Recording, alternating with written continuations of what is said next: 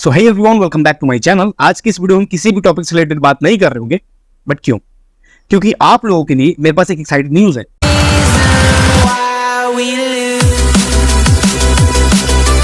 तो देखो यार, बहुत सारे डाउट्स आ रहे थे इससे रिलेटेड और मैं खुद भी बहुत दिनों से काम कर रहा था इसके ऊपर, जिससे मैं आप लोगों के लिए फुल वीडियो सीरीज इसके ऊपर ला सकूं। तो यस, मैं ला रहा हूं आप लोगों के लिए full video series on FlutterFlow with Firebase.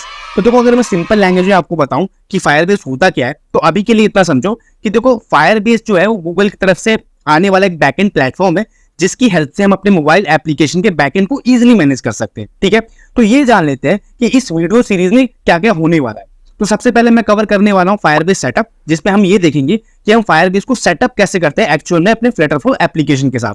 दूसरा, फायरबेस ऑथेंटिकेशन, मतलब हम अपने यूजर को कैसे कैसे ऑथेंटिकेट कर सकते हैं गूगल से, गिटहब से। बहुत सारे ऑप्शन होते हैं ऑथेंटिकेट करने के एक यूजर को, तो वो हम पूरी इस वीडियो सीरीज में कवर करने वाले हैं। तीसरा आता है हमारे पास फायरस्टोर डेटाबेस। अब देखो, डेटाबेस होता क्या है, अपने ऐप का जो भी डेटा है उसको हमें कहीं स्टोर करना पड़ेगा और हमें डेटा फेच भी करना पड़ेगा।